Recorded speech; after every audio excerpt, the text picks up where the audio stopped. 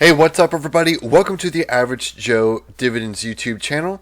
In this video, M1 did the stock picks for me based upon my current allocations and what we're looking at right now. This is my M1 stock brokerage account. It's a taxable brokerage account. We can see what the value is right now.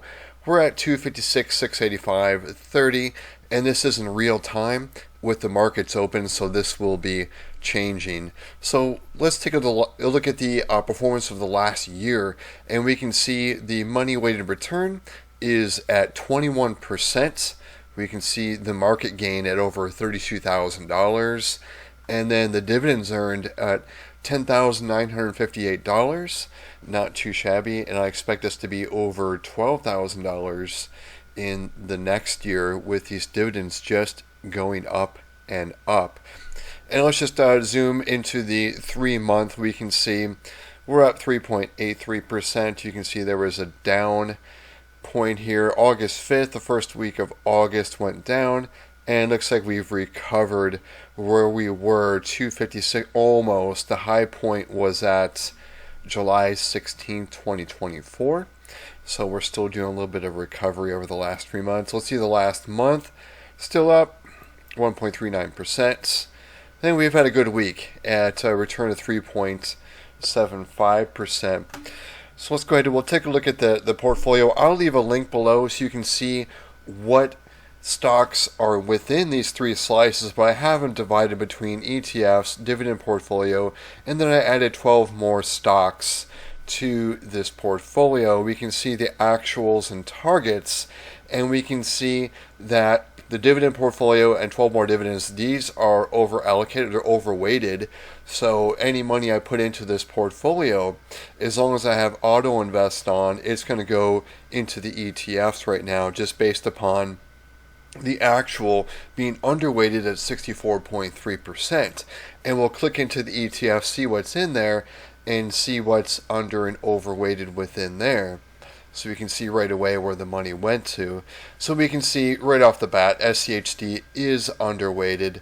So that is where the money is going to go.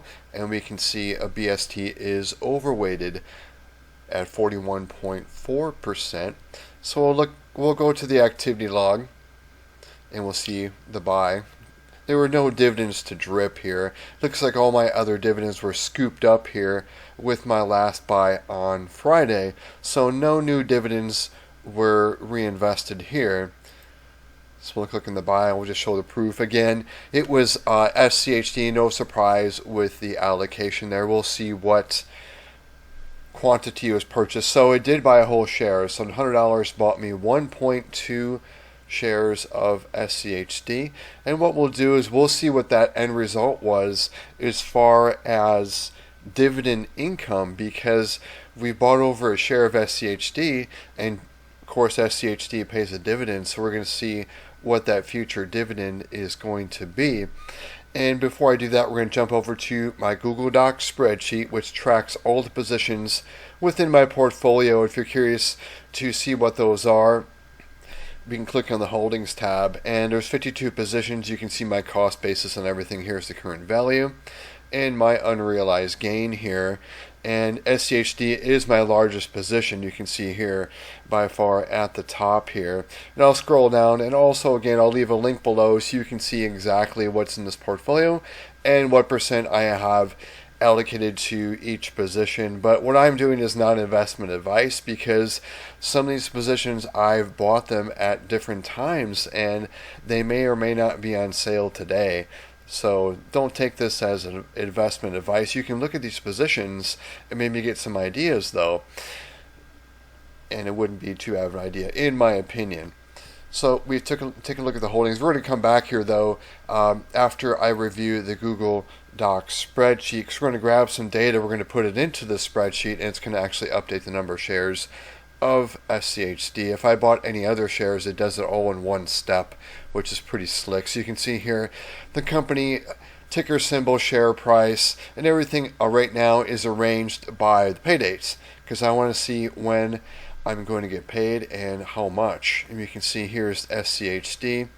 Last paid me on July 2nd, and here's the amount. So we're going to see this change. That's why I put that 968 38, and actually it paid me, let's go over here to the total dividends. It paid me $958.20, and the reason why it's $968.38 is because I dripped that $958.20 right back into SCHD, and it bought more shares. And you can see, so it's kicked up that next dividend. But just a disclaimer here, though, that's if the Q3 dividend is 82 cents. I suspect it's going to be lower. Hopefully not too much lower, but I think it's going to be lower. And the dividend drip as well as this $100 will maybe help mitigate.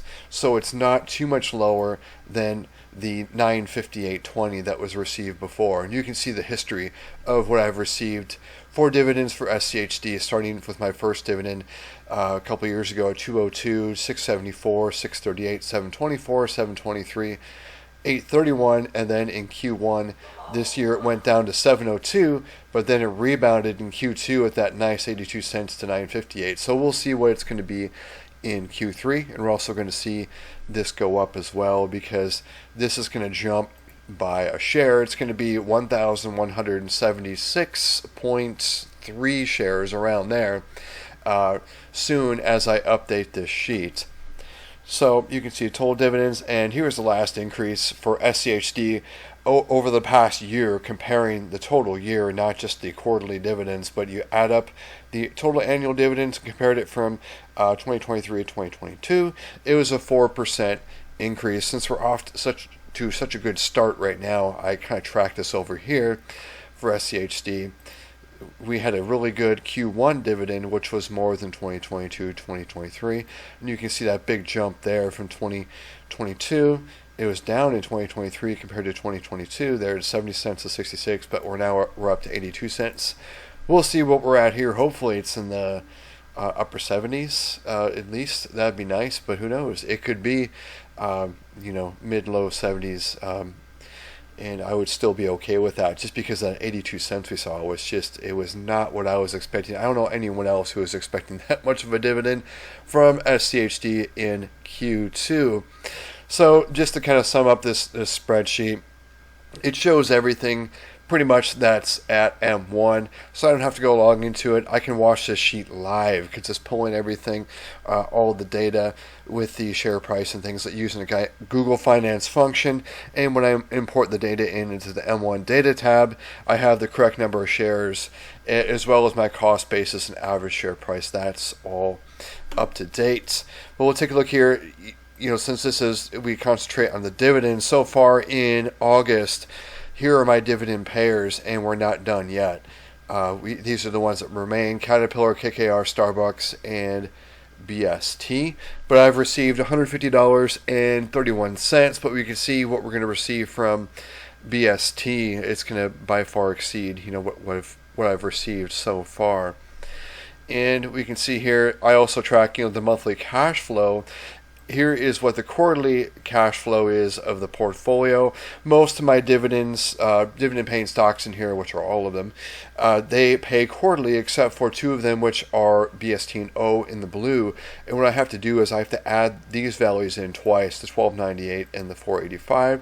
I have to add those in twice to come up with the quarterly total, and I divide it by 3, and that's how I get the monthly average, because the way this portfolio pays is a little bit lumpy, in the quarter, months 1 and 2 pay less, and then the last month of the quarter pays a lot. So that's where I come up with the average. And then when I do moves, when there's a dividend increase, I buy more shares. It's easier to track the cash flow average monthly, because I can show the progress a lot better. So we're going to go grab that data from M1, and technically I could probably just pull it from here and just grab this much to get the new amount of shares. But what I typically do is I just grab everything and go all the way down and do a pay special on my Google Docs spreadsheet. So we'll do that copy. So whether I bought one position or I bought a little bit of everything, it's going to be one step of that pay special over here, values only.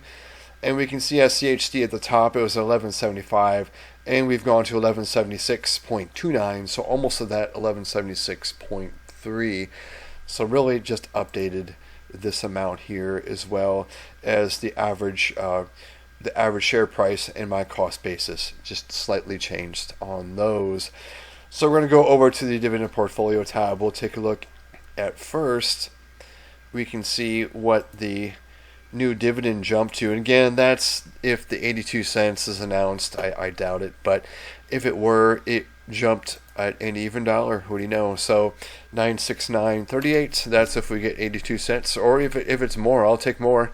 If it is in Q3, but I wouldn't bet on it. So we can see what it did there with just $100. It bumped it up $1 for the next dividend payment. And let's go grab now we're at 1,543. So we went up just a little bit. So I'm going to carry this 1,543 to the monthly average dividend tracking tab.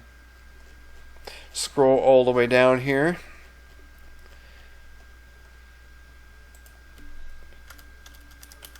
$1,543. So previously we were at 1,509 before I did that pay special to add the 1.2 shares of SCHD. So here's where we're at right now. We'll see what the $100 deposit did to my monthly income. Kicked it up by 34 cents. So that's what that did. And I'm doing deposits twice a week. You can see here I drip in dividends back into the portfolio, and all these dividend paying stocks are increasing their dividends. So I have all those things working in tandem to just keep on kicking up this monthly average dividend. This monthly paycheck, in essence, is just increasing and going up by all these different forces. So, but it could temporarily go down with the announcement of the Q3 SCHD dividend. The rest of the stocks seem to be really stable as far as just increasing those dividends like clockwork every year. But overall, though, SCHD does increase that dividend on an annual basis. So I'll take that a little bit of a, not necessarily a roller coaster ride, but just a little bit of a downturn in every March, and maybe a little bit of one in September, because of this gigantic dividend increase that we received over here, and see what that did to my monthly cash flow average with the SCHD increase. And we'll see if it can be the same or more, or if it's less, no big deal. But we'll close it out here with the total net worth statements, and I encourage everyone to track this.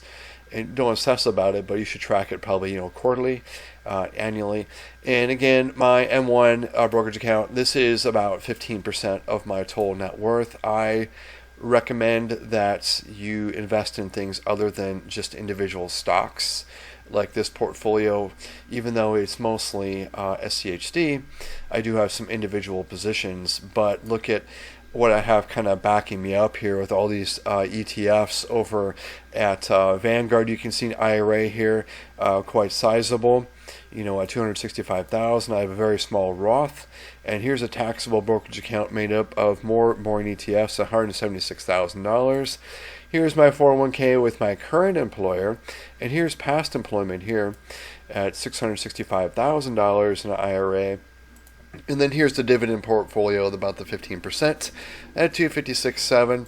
Here is M1 savings. I've been trying to build this up. M1's paying 5% interest, so it's better than my Synchrony account where I have 57.4, and Synchrony's paying 4.65%. They just lowered it by 0.1%. And here is more of my short-term money at Capital One, $10,000. It's about a couple months. I look at it of safety nets, like 2 months, and here's about a year of expenses over here. And look at liabilities. I have a mortgage, and then there's a little bit of my credit card, but I pay this off every month. I don't carry a balance. So we can see my total net worth statement almost at $1.7 million. And here's the breakdown between stocks, home equity, and cash.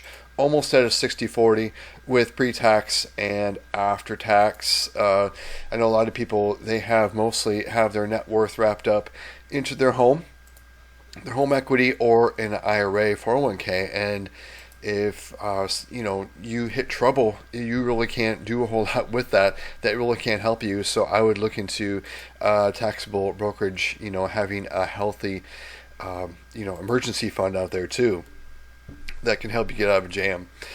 So you can see also U.S. international breakdown as well. So that's all I had to show you guys. And again, nothing exciting with this, but adding to the SCHD position at 1176 shares. So thanks everybody. Thanks for sticking to the end of this video. If you get value from this video, please click the like button. Also subscribe so you do not miss future videos. Thanks again everybody for watching this video. Everyone have a great week and everybody take care.